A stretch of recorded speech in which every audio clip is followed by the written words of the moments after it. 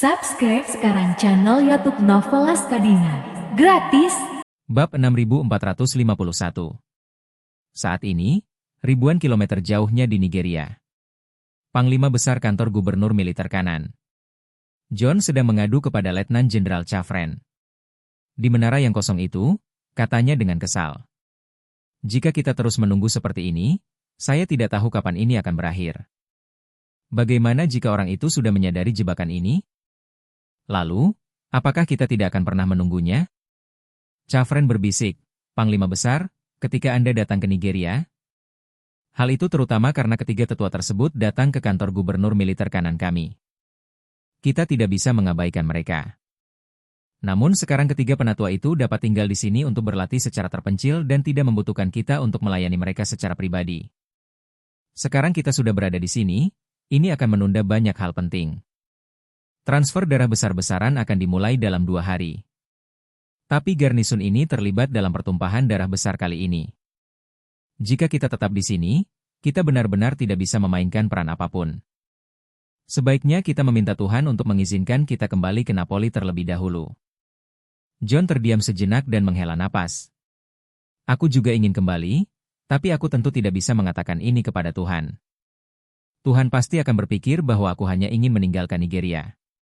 Lagi pula, semua markas pasukan pembunuh selain di sini membutuhkan perubahan besar. Tidak termasuk kantor gubernur. Apakah saya akan tetap di sini atau kembali ke kantor gubernur? Semuanya dikendalikan dari jarak jauh, dan tidak ada perbedaan mendasar. Setelah mendengar itu, Chafren segera membungkuk 90 derajat dan berkata dengan malu-malu. Saya tidak pengertian. Mohon maafkan saya. Gubernur, hukum saya. John melambaikan tangannya dan berkata dengan kesal. Aku tidak tahu kapan ini akan berakhir. Setelah itu, dia tak kuasa menahan desahan. Namun jika dipikir-pikir, ini juga merupakan kesempatan bagus bagi kantor gubernur tentara kanan saya. Saat ini, pria misterius atau organisasi misterius itu telah menjadi perhatian utama bagi Tuhan.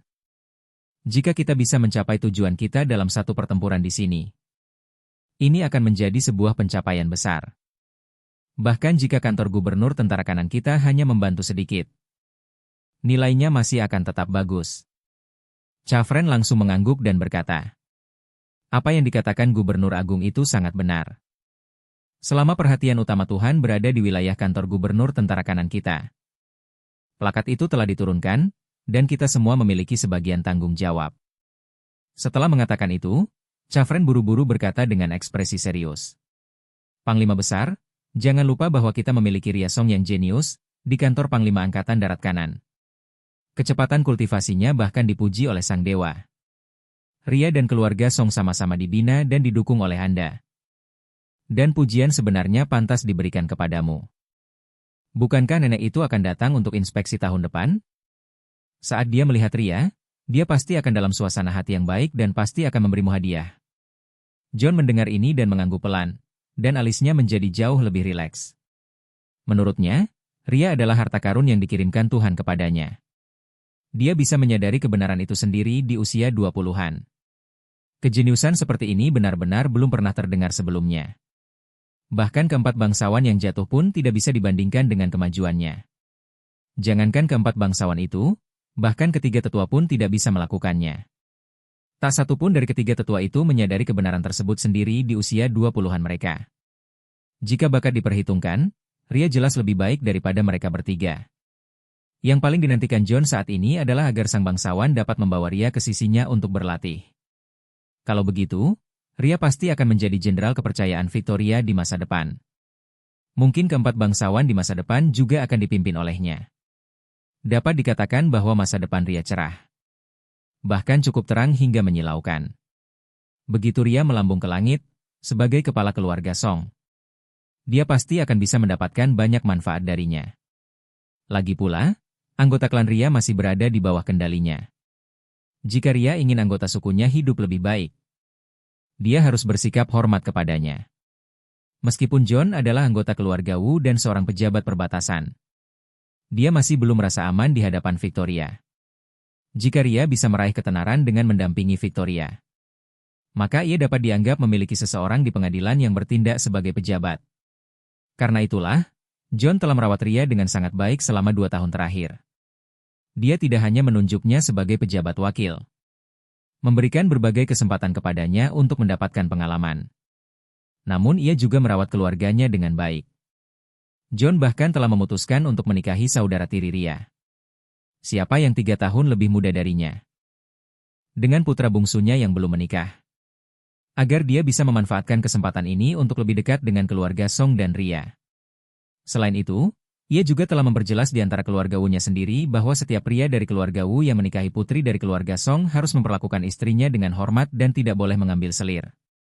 Pada awalnya, pria dalam keluarga Wu selalu dapat mengambil selir jika mereka tidak puas dengan satu istri.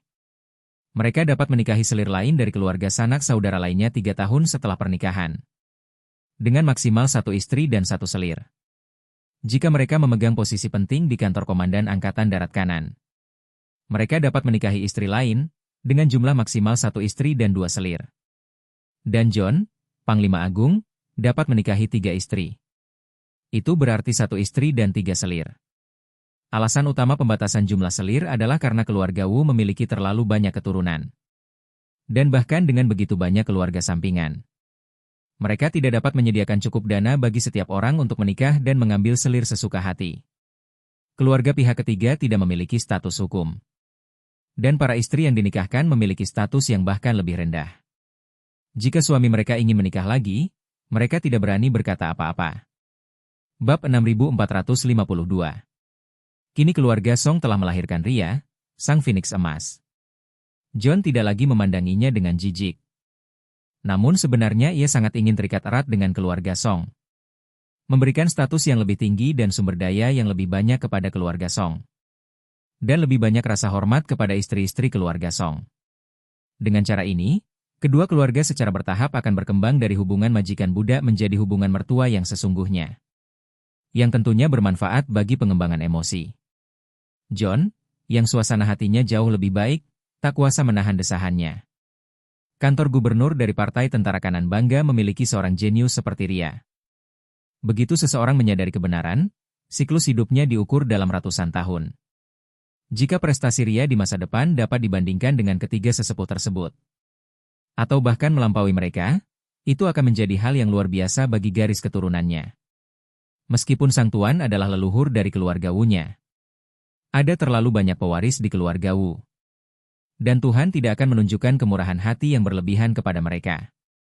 Namun Ria berbeda. Jika dia menjadi talenta hebat di masa depan, kita bisa mendapatkan manfaat langsung. Keempat mantan bangsawan itu semuanya bisa mendapatkan ramuan dari Victoria secara teratur. Bagi mereka, ramuan-ramuan itu dapat meningkatkan kultivasi atau energi spiritual mereka. Bagi mereka yang belum menyadari kebenaran, mereka bisa memperpanjang umur mereka, yang mirip dengan pil permajaan Charlie. Ria pasti akan menerima perlakuan yang sama atau bahkan lebih baik di masa mendatang. Victoria akan memberikan perhatian khusus kepada para ahli waris keluarga Wu yang memegang posisi penting. Namun perawatan itu adil. Seandainya keempat gubernur besar lainnya bisa mendapatkan ramuan yang menjamin mereka hidup hingga usia 120 tahun. John tidak akan bisa hidup sampai usia 130 tahun. Namun jika Ria bersedia, dia hanya perlu memberikan beberapa ramuan kepada John secara pribadi. Dan dia akan memiliki kesempatan untuk hidup hingga usia 150 tahun atau bahkan lebih tua. Chafren, yang berdiri di dekatnya, tentu tahu apa yang dipikirkan John, dan buru-buru berkata, Ria sangat menghormati Panglima tertinggi, dan saya pikir dia juga orang yang tahu bagaimana membalas kebaikan. Panglima Agung juga menghormati keluarganya, yang merupakan suatu kehormatan besar baginya. Jika Ria mendapatkan tahu di masa depan, dia pasti tidak akan melupakan kebaikan Panglima Agung. John tertawa dan berkata, hahaha, itu hebat. Setelah itu, dia berkata dalam hati, aku akan meneleponnya dan merawat jenderal yang beruntung ini dengan baik. Setelah dia menyelesaikan tugas transfusi darah besar itu, saya akan memberinya cuti 1 bulan sebagai penghargaan atas jasanya yang luar biasa dalam memimpin Angkatan Darat. Dan biarkan dia kembali ke keluarga Song untuk menemani keluarganya. Saat ini, Duk Mining berada di Maroko. Mesin-mesin pertambangan berat dari Liebherr beroperasi dengan kecepatan penuh dan tanpa kendali. Truk-truk pertambangan berat dengan muatan lebih dari 300 ton hilir mudik di beberapa area pertambangan fosfat milik Duk Mining. memicu gelombang badai putih di tanah putih. Charlie memandang truk-truk yang tingginya hampir 3 lantai itu. Dan dia tak bisa menahan rasa iri. Jika barang-barang ini dikirim ke Suriah untuk membantu front bencana membangun pangkalan dan benteng permanen, hasilnya pasti akan 2 kali lipat dengan setengah usaha. Jika Hamid mendapatkan beberapa di antaranya, dia bisa menguasai beberapa bukit di pangkalan tersebut. Dia juga tahu bahwa truk-truk pertambangan ini akan dibakar dalam 2 hari. Dan dia jelas tidak bisa mengambilnya kembali. Dia hanya bisa membeli stok baru dan mengirimkannya ke Timur Tengah. Ria, yang berdiri di samping, tampak putus asa. Meskipun dia tidak berani melarikan diri dari Charlie. Dia benar-benar tidak ingin dipaksa olehnya. Belum lagi apakah dia akan dianggap sebagai pembelot oleh Warriors dan setelah dibawa pergi olehnya. Sekalipun Warriors dan mengira dia diculik atau dibunuh, rakyatnya akan kehilangan dukungan terbesar mereka di masa depan. Dan akan sulit untuk mengubah nasib mereka. Tepat ketika dia merasa putus asa, ponsel di sakunya tiba-tiba bergetar. Dia dengan cepat menatap Charlie dan hendak berbicara ketika Charlie berbicara lebih dulu. Apakah ini panggilan telepon? Ria mengangguk dan berkata dengan hormat. Seharusnya memang begitu. Charlie berkata, keluarkan dan lihat siapa yang menelepon. Saya meminta Anda untuk menjawabnya dan Anda bisa menjawabnya. Ya, jawab Ria dengan hormat, lalu mengeluarkan ponsel khusus itu. Melihat 3 kata, Grand Commander, tertulis di atasnya. Dia langsung berkata kepada Charlie. Tuan Wade, ini Komandan Agung John yang menelepon. Charlie berkata, nyalakan pengeras suara. Jika dia bertanya, katakan saja semuanya normal. Saya ingin memperingatkan Anda, jika Anda bermain curang, Anda mungkin akan membunuh lebih dari 10.000 tentara, pengawal kavaleri, dan keluarga mereka. Kalau begitu, aku akan membunuhmu dan kemudian membunuh semua orangmu untuk menebus nyawa mereka. Ekspresi Ria tegas, dan dia dengan cepat berkata, Tuan Wade, jangan khawatir, saya tahu bagaimana menjawabnya. Oke. Charlie mengangguk dan berkata, jawablah. Dia segera menekan tombol jawab dan mengaktifkan fungsi handsfree pada teleponnya. Lalu berkata ke telepon, Panglima Besar, instruksi apa yang Anda berikan kepada bawahan Anda? John berkata sambil tersenyum, Nona Song, saya menelepon untuk menanyakan tentang persiapan Anda menghadapi perubahan besar ini. Ria berkata, semuanya sudah siap. Gelombang pertama perubahan besar akan dimulai tepat waktu dalam 2 hari. Tenanglah, Panglima Besar. John tersenyum dan berkata, saya tentu saja sangat percaya diri dengan pekerjaan Tuan Song. Saya menelepon untuk memberitahu Anda bahwa setelah perubahan besar ini berhasil diselesaikan, Anda akan kembali ke rumah gubernur untuk melapor kepada Tongzi. Setelah melapor, Anda bisa mendapatkan liburan selama 1 bulan dan pulang untuk mengunjungi keluarga Anda. Anda sudah berada di kediaman gubernur selama 2 tahun. Dan kamu belum kembali juga, kan? Bab 6453. Sesuai dengan konvensi, jika seseorang dari keluarga terkait menduduki jabatan di kantor gubernur, mereka umumnya tidak diizinkan pulang. Lagi pula, Warriors Den bukanlah kantor pemerintahan kuno. Sekalipun orang luar memegang posisi penting, dia setara dengan seorang budak keluarga Wu. Tentu saja, dia adalah seorang budak, jadi tidak ada konsep liburan gratis. Selain itu, begitu orang luar memasuki kantor gubernur, ia dianggap telah menguasai rahasia inti dan tidak dapat pergi sesuka hati. John ingin mengajak Ria berlibur. Hal ini dianggap sebagai masalah khusus dan jalan pintas. Dia juga harus mengambil risiko tertentu demi wanita itu. Jika dia menemui masalah apapun selama perjalanan pulang, atau jika hal itu membawa pengaruh buruk ke Warriors Den, John akan bertanggung jawab atas hal itu. Meskipun Ria sangat berbakat, dia masih seorang gadis di awal usia 20-an. Dia sudah 2 tahun jauh dari rumah dan sangat merindukan kampung halaman. Baginya, bisa pulang kampung untuk berlibur adalah sesuatu yang bahkan tidak pernah berani dia pikirkan sebelumnya. Seandainya itu terjadi di masa lalu, dia mungkin akan melompat kegirangan saat mendengar berita itu. Namun sekarang, ketika dia mendengar berita itu, dia sama sekali tidak gembira, tetapi sangat sedih. Sekarang setelah dia berada di tangan Charlie, tidak ada cara untuk melarikan diri. Dan sama sekali tidak diketahui apakah dia bisa bertemu keluarganya di masa depan. dengan kesedihan di hatinya. Ria tentu saja tidak repot-repot menanggapi kata-kata John. John mendengar bahwa tidak ada gerakan di ujung telepon sana. Dan berpikir bahwa Ria pasti senang dan terkejut. Karena dia tidak bisa berbicara, dia tersenyum dan berkata, "Ria, kamu tidak perlu terlalu bersemangat. Jika Tuhan menghargai Anda dan bersedia membawa Anda ke sisinya untuk melatih, keluarga Anda pasti akan makmur. Saat itu, mungkin kamu bisa sering pulang."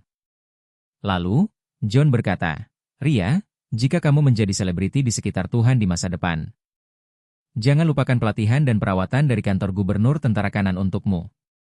Saat John melukis pai untuk Ria, dia tentu saja tidak mengetahui situasi Ria saat ini. Ketika Ria mendengar apa yang dikatakannya, dia merasa semakin buruk. Melihat bahwa dia tetap diam, Charlie yang berada di samping langsung menunjuk ke telepon seluler dan menatapnya. Ria tahu bahwa Charlie ingin dia menjawab. Karena tidak berani bertindak gegabah, ia buru-buru berkata, "Terima kasih, Panglima Besar. Yakinlah, saya akan melakukan yang terbaik dan memenuhi harapan Tuhan dan Panglima tertinggi." John tersenyum puas dan berkata, "Oke, aku senang kamu memiliki tekad ini." Setelah itu, dia bertanya pada Ria, "Bagaimana persiapan untuk perubahan besar di sektor pertambangan?" Ria buru-buru berkata, "Balaslah kepada Panglima tertinggi. Daftar tahapan perubahan besar telah disusun. Dan saya sudah mengkomunikasikannya dengan jelas kepada pengawal kavaleri. Saya sedang menunggu pemberitahuan Anda selanjutnya." "Oke." John berkata, "Kelompok pertama anggota dari pihak Anda akan naik pesawat lusa malam. Pesawat itu akan menunggu di Bandara Casablanca lusa siang. Anda tidak perlu khawatir tentang bagaimana cara mengirim mereka keluar. More Trading sudah menyiapkan kendaraan-kendaraan tersebut. Mereka akan mengatur mobil untuk menjemput orang-orang di Duk Mining. Pernyataan eksternal kami adalah bahwa Duk Mining mengatur agar karyawan berprestasi dapat berlibur ke luar negeri." John berkata, "Selain itu, gelombang pertama pengawal kavaleri yang akan ditukar ke pihak Anda akan tiba di Casablanca pada paruh kedua malam lusa. More Trading akan bertanggung jawab atas transportasi pada saat itu. Anda hanya perlu menerimanya di Duk Mining." Ria berkata, "Saya mengerti, mohon jangan khawatir, Panglima Besar." "Oke." John tersenyum riang. "Baiklah, aku tidak akan mengganggumu lagi. Saya akan kembali untuk memberikan laporan setelah saya menyelesaikan perubahan besar ini. Aku akan menutup telepon dulu." Ria berkata dengan hormat, "Silakan tutup telepon dulu, Panglima Besar." John bersenandung, lalu menutup telepon. Sementara Ria menatap telepon, menggigit bibir bawahnya, dan tidak mengatakan apapun. Charlie di samping berkata, "Panglima Besarmu memintamu untuk kembali dan melapor kepada Tongzi. Artinya, dia mungkin tidak bisa kembali untuk sementara waktu." Bab 6454. Ria berkata, "Panglima Besar memiliki urusan penting yang harus diurus." "Omong kosong, apa yang penting itu penting?" Charlie berkata dengan nada meremehkan. "Ini tidak lebih dari pergi ke Nigeria untuk menjadi pelayan bagi ketiga tetua." Ria berseru, "Kamu, bagaimana kamu tahu?" Charlie berkata dengan santai, "Tentu saja aku tahu. Victoria mengatur agar ketiga tetua itu pergi ke Nigeria. Apakah ini untuk memancingku masuk ke dalam permainan? Tapi dia tidak pernah menyangka bahwa saya tidak menargetkan Nigeria, melainkan Maroko." Ria tak kuasa menahan diri untuk mengagumi kekuatan Charlie.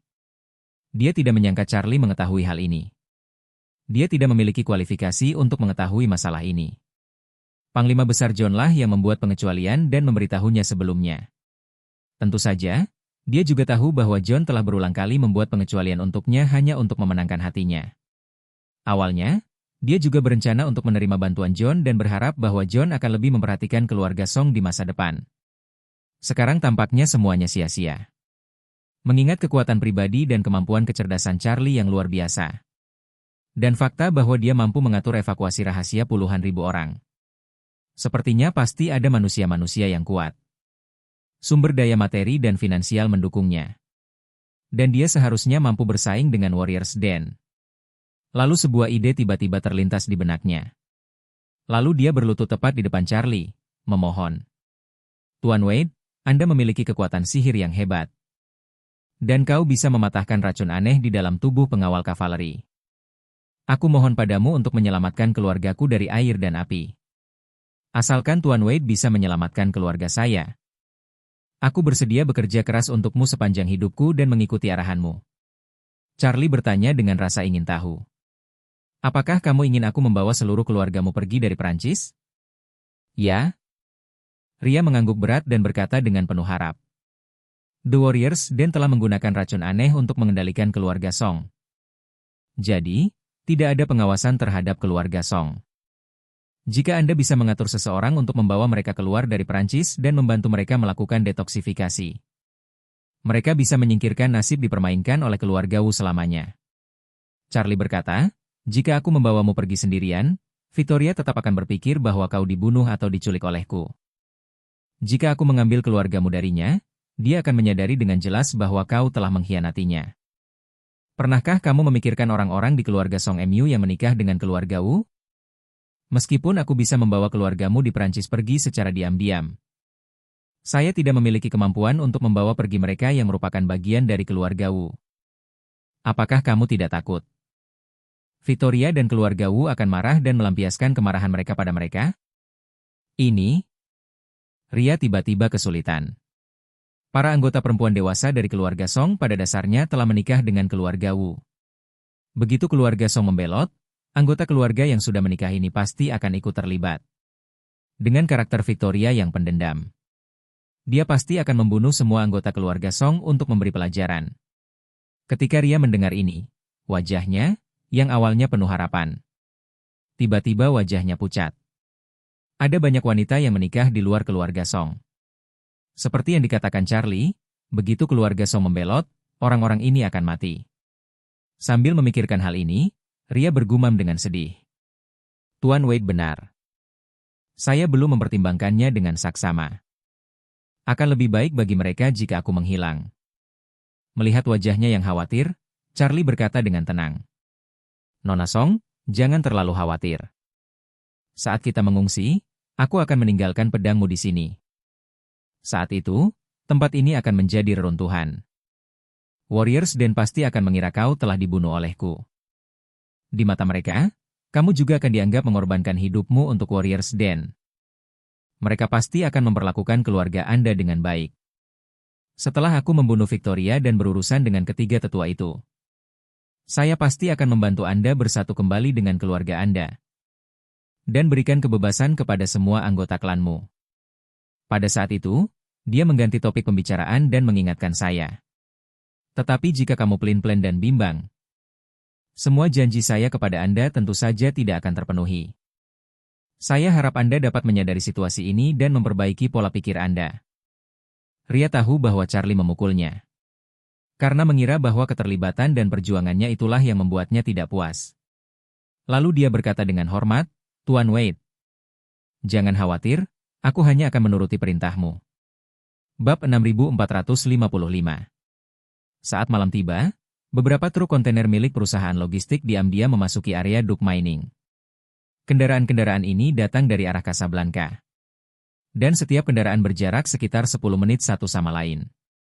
Setelah kendaraan-kendaraan tiba di Duke Mining, keluarga-keluarga dari para korban yang menunggu di sana mulai menaiki kendaraan sesuai dengan antrean yang telah dibagi.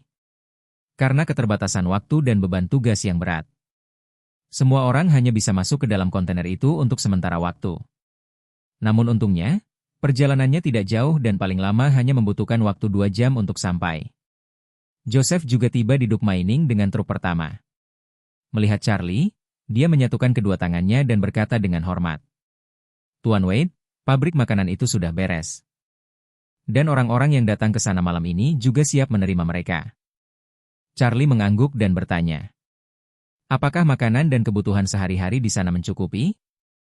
Memadai. Joseph berkata, Inspektur Lee sangat bijaksana. Saat kami datang dari Casablanca, kami juga secara khusus membeli sejumlah makanan. Lokasi pembuangan sampah rumah tangga dalam beberapa hari mendatang juga telah dipilih. Setelah evakuasi, tidak akan ada jejak yang tertinggal. Tidak akan ada yang bisa mengetahui bahwa ribuan atau puluhan ribu orang pernah tinggal di pabrik makanan itu. Joseph berkata, ngomong-ngomong, Tuan Wade, Inspektur Lee meminta kami untuk mengambil air minum dari Duke Mining. Dia mengatakan bahwa jika pabrik makanan tersebut mengonsumsi terlalu banyak air keran dalam beberapa hari ke depan, akan ada beberapa bahaya tersembunyi.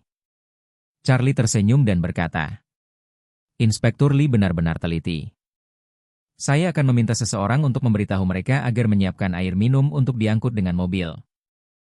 Joseph melanjutkan, Tuan Wade. Inspektur Lee juga meminta saya untuk membantu mengumpulkan beberapa fitur wajah dan tubuh dari pengawal kavaleri. Lalu berikan kepada Ai untuk menghasilkan video. Charlie mengangguk. Duncan berencana menciptakan ilusi bahwa beberapa anggota pengawal kavaleri melarikan diri melalui pelabuhan untuk membingungkan penonton. Efek karakter tersebut tentu saja akan sedekat mungkin dengan kenyataan. Selama terdapat ciri fisik yang rinci dari orang-orang ini, akan sulit untuk membedakan antara yang benar dan yang salah. Kemudian, Charlie menunjuk Ria yang berada di sampingnya dan berkata kepada Joseph. Joseph, izinkan saya memperkenalkan Anda, ini Nona Ria. Setelah itu, dia berkata kepada Ria, Nona Song, ini adalah pemimpin dari Cataclysmic Front, Joseph. Joseph berkata kepada Ria dengan sangat sopan. Halo, Nona Song. Ria sedikit terkejut. Dia tidak menyangka bahwa pria yang bersikap hormat kepada Charlie itu sebenarnya adalah pemimpin dari Cataclysmic Front. Dia sudah pernah mendengar tentang situasi di front bencana sebelumnya. Meskipun kekuatannya jauh tertinggal dari Warriors Den, kota ini menempati urutan kedua setelah Blackwater dalam bidang tentara bayaran. Dan itu juga merupakan kekuatan yang sangat dahsyat. Namun dia tidak menyangka bahwa Cataclysmic Front akan benar-benar berhasil untuk Charlie. Karena terkejut, dia juga berkata kepada Joseph dengan sangat sopan. Halo, Tuan Wan. Charlie menatap Joseph dan berkata, Joseph, Nona Song adalah seorang ahli bela diri. Dia memasuki dunia transformasi pada usia 16 tahun. Jika ada kesempatan, berkomunikasilah lebih sering dengan Nona Song di masa mendatang untuk melihat apakah Anda bisa mendapatkan sesuatu. Kata-kata sederhana Charlie terdengar seperti guntur bagi Joseph. Dia bertanya dengan ngeri. Tuan Wade, Anda mengatakan bahwa Nona Song memasuki alam transformasi pada usia 16 tahun? Charlie mengangguk. Ya, dia memasuki alam transformasi pada usia 16 tahun dan menyadari kebenaran pada usia 22 tahun. Bakat Nona Song benar-benar unik dalam hidup saya. Hati Yusuf sudah dipenuhi badai. Dan dia sangat malu. Saat pertama kali ia menyerang keluarga Wade, itu adalah saat paling sombong dan angkuh dalam hidupnya. Saat itu, dia hanyalah seorang pendekar bintang 8 dan bahkan belum mencapai kesempurnaan agung dari alam terang. Gurunya, Jackson Qiu, terjebak di alam kesempurnaan agung dari alam terang selama 30 tahun. Selama 30 tahun, dia tidak bisa menembus ke alam kegelapan. Namun, gadis yang tampak lemah lembut di hadapannya ini sebenarnya bisa memasuki dunia transformasi pada usia 16 tahun. Alam terang, alam gelap, alam transformasi, alam master, bahkan menembus ke alam gelap pun sama sulitnya dengan naik ke surga. Menerobos ke ranah transformasi. Jenius macam apa yang dibutuhkan untuk mencapai hal itu? Selain itu, dia telah hidup selama 30 tahun sebelumnya. Dan dia belum pernah melihat seorang ahli di bidang transformasi dengan mata kepala sendiri. Joseph yang sangat terkejut tiba-tiba merasa sedikit sedih. Dia merasa bahwa dibandingkan dengan Ria, dirinya benar-benar tidak sebanding. Orang lainnya memasuki alam transformasi pada usia 16 tahun. Jika dia tidak mendapat bantuan dari Charlie, masih belum diketahui apakah dia mampu menembus ke alam kegelapan pada usia 60 tahun. Jurang pemisah di antara mereka sungguh seperti langit dan bumi. Melihat ekspresi sedihnya, Charlie berkata dengan tenang. Joseph, akan selalu ada jurang pemisah di antara manusia. Tidak perlu terlalu merendahkan diri sendiri. Ini berlaku untuk budidaya, dan terlebih lagi untuk kehidupan. Banyak orang masih berpakaian lusuh dan kelaparan ketika mereka berusia 60 tahun. Sementara sebagian orang telah mewarisi aset senilai triliunan sejak mereka lahir. Beberapa orang memiliki kekayaan lebih dari 100 juta yuan saat berusia 60 tahun. Jika dilihat dari perspektif dunia, mereka sukses. Namun jika dibandingkan dengan para taipan internet yang bernilai ratusan miliar di usia 20-an, ada juga perbedaan yang sangat besar.